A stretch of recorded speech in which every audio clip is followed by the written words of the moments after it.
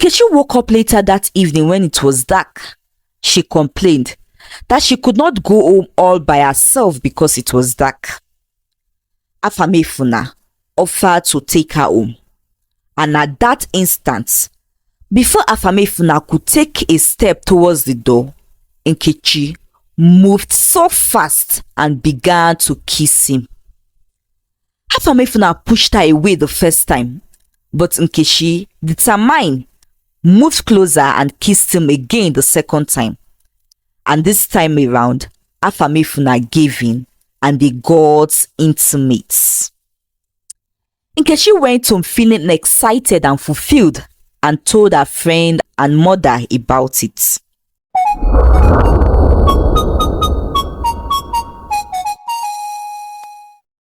Once upon a time, there lived a girl called Nkechi. Nkechi lived with her poor widowed mother.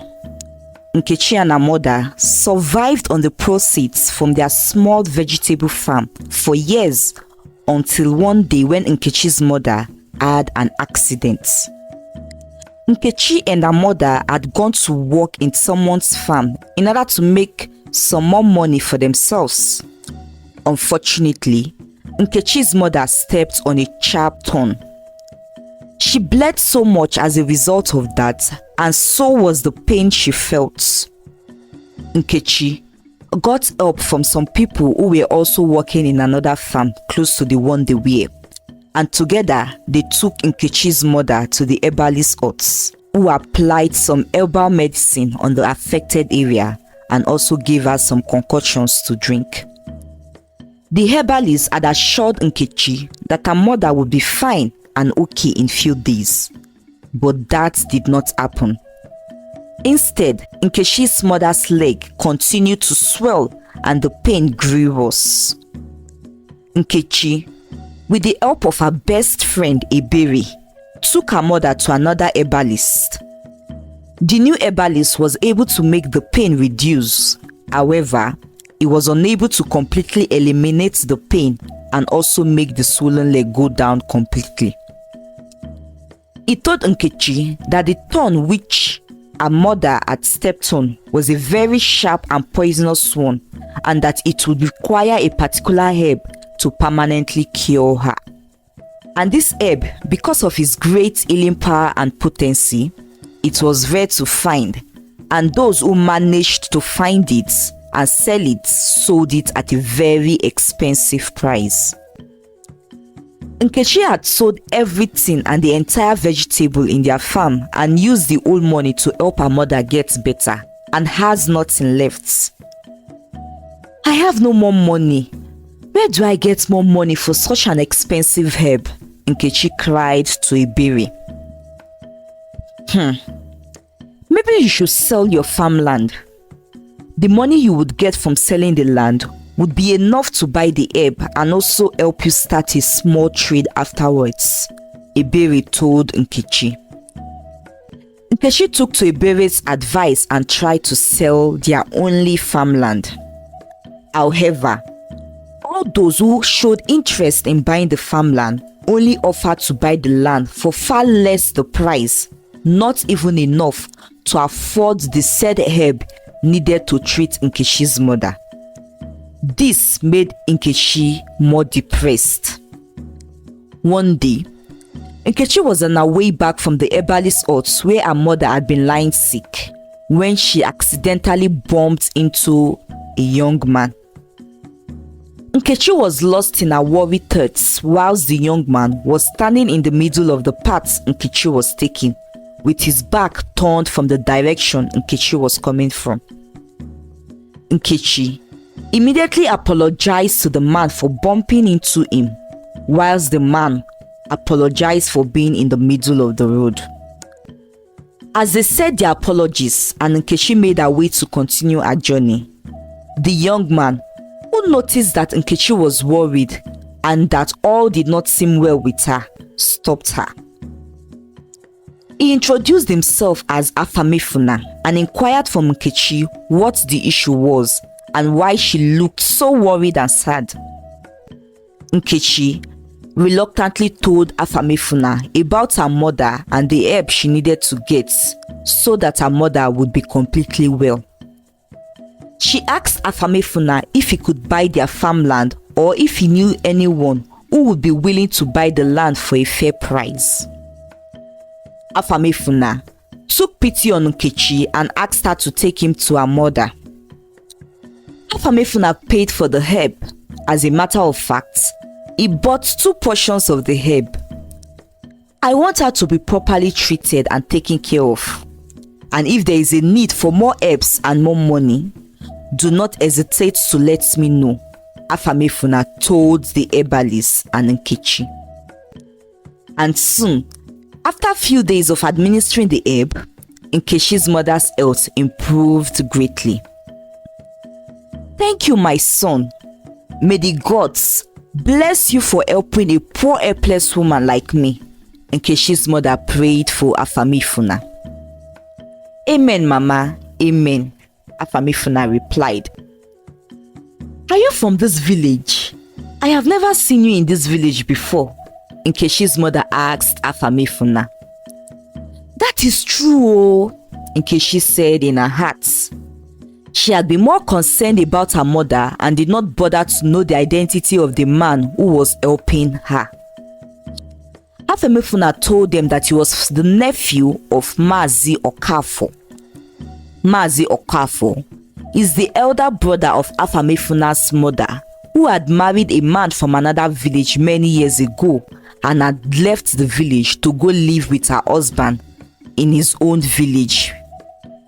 So, Mazi Okafo is Afamefuna maternal uncle, and it is Afamefuna maternal village. Afamefuna had been in the big city working and was in his maternal village to expand his fish farm business.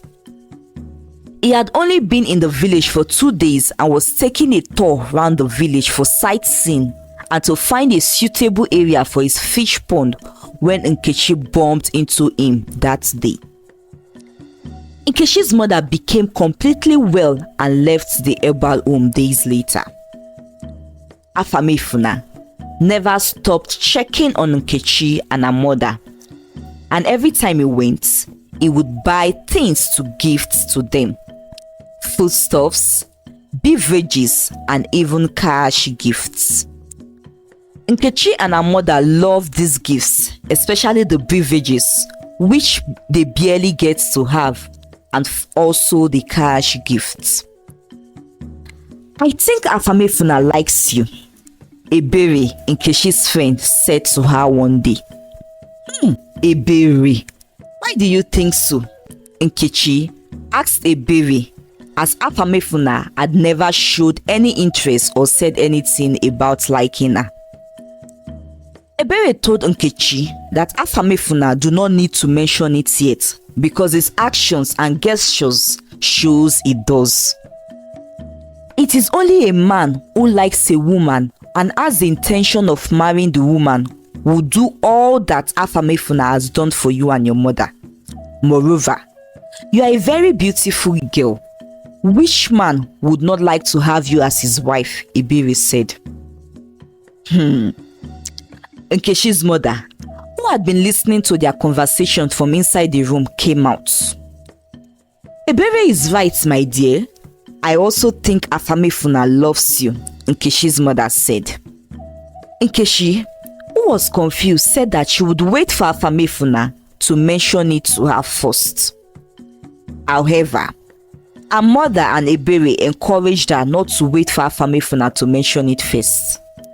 He may be shy and is probably taking his time, as he may fear that if he says it now, you may think that he is taking advantage of the fact that he helped you in your time of need, Ebere said. And so, they encouraged her to make the first move, as that would make Afamefuna comfortable and willing to open up on his true feelings and intentions.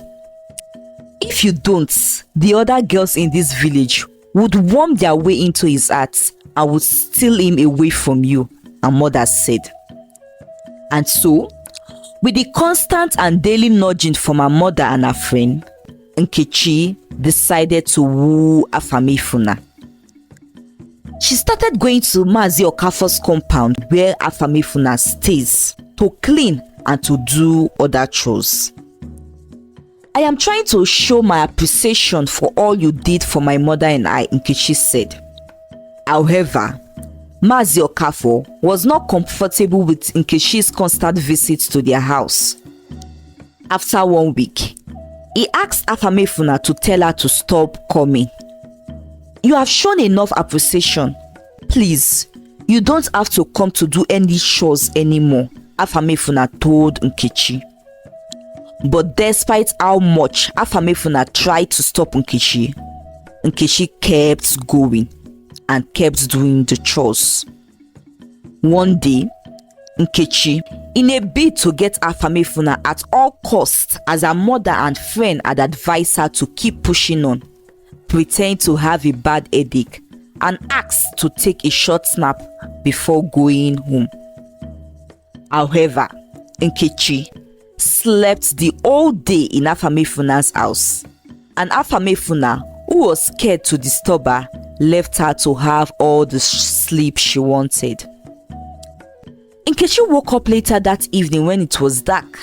She complained that she could not go home all by herself because it was dark. Afamefuna offered to take her home, and at that instant, before Afamefuna could take a step towards the door, Nkechi moved so fast and began to kiss him. Afamefuna pushed her away the first time, but Nkechi, determined, moved closer and kissed him again the second time. And this time around, Afamefuna gave in and they got intimate. Nkechi went home feeling excited and fulfilled and told her friend and mother about it. The next day, Nkechi returned and was able to seduce Afamefuna into sleeping with her again.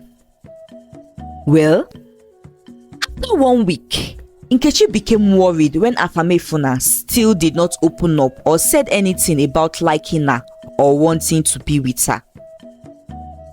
I thought that after those moments we shared, he would be open to tell me about his feelings and his intentions.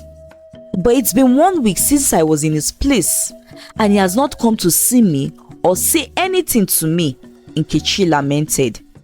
Her mother and Ebere asked her to be patient, as he may only have been so busy. After several days, and unable to bear the silence, Nkechi decided to go see Afamefuna. When Nkechi got to Mazi Okafor's compound, Nkechi met another young woman who had just returned from the big city also. To her greatest surprise, Nkechi learned that the woman was Afamefuna's wife and that they had been married for 5 years. Nkechi, who was now heartbroken and furious, accused Afamefuna of taking advantage of her by leading her on, going ahead to sleep with her and not mentioning to her that he was married. Afamefuna denied ever leading Nkechi on and maintained that it was Nkechi who seduced him and that he never had such feelings for her, but had just helped because he saw a helpless girl and her mother and he was in a position to offer them help. Afamefuna and his wife have been childless since their marriage. After 5 years of being married without a child, Amara, Afamefuna wife, got scared when she heard a rumor that Afamefuna people would bring him a second wife if after the first wife do not bear him children in the first 5 years of their marriage. In order to avoid a strange woman being brought to her home, Amara asked Afamefuna to marry her friend instead. Afamefuna told his wife that the rumors about his family and a second wife was not true, and that even if they tried to make him too, he would not take a second wife because he loves her so much. However, Amara did not believe and felt insecure. As a result of her insecurity, She left the house one day to her mother's place and refused to return home. And so, Afamefuna, who was angry and hurt by his wife's action and decision, decided to leave his house in the big city for some time also to the village and occupy his mind with work and expanding his business. And that was why he was in his maternal village. But now, his wife has returned to be with him and to make their marriage work. Days later, Nkechi found out that she was pregnant. Her mother and friend were happy about this. This means that you have not lost him totally. When he finds out that you are carrying his baby, he would have no choice but to marry you, they said. She told Afamefuna about her pregnancy. However, Afamefuna reaffirmed that he does love his wife and would not take a second wife, but promised to take good care of the child Nkechi was carrying. All efforts by Nkechi's mother, Mazi Okafo, Amara, Afamefuna wife, and even some elders in the village to make Afamefuna change his mind and make Nkechi his second wife because of the pregnancy did not work. He only promised to take care of the mother and the baby when it is born, and never to neglect his responsibility to the child, as he was not bound by their tradition to marry Nkechi so long as he would take care of his child. Nkechi felt ashamed and frustrated as she realized that she was going to be a single mother and that she had brought that upon herself. She wished that she had not listened to the bad counsel of her mother and friend and had not seduced Afamefuna into sleeping with her. She realized that it was wrong to assume things and take actions based on such assumptions without first verifying the facts. If only she had spoken to Afamefuna and found that if he truly liked her, like she, her mother, and her best friend had all assumed, and not seduced him instead. Well, Amara was also pregnant at the time she had left her husband's house and was unaware that she was with a child all through that period, and even when she had returned back to her husband. After Afamefuna had taken his stand on he and Nkechi's issue, he gave Nkechi enough money to take care of herself for some time and returned to the city with his wife. It was when they got to the city that Amara had suddenly slumped one day and was confirmed that she was 5 months pregnant after being rushed to the hospital. Months later, Amara and Afamefuna had a baby boy. Nkechi also gave birth later to a baby girl, and Afamefuna kept his promise of taking care of the child. Well, we have seen cases of single moms finding love again. However, Nkechi remained a single mother as she became one of the unlucky few who did not get a man that was willing to accept her with her child. And so, Nkechi lived her remaining years devoid of love and affection from a man.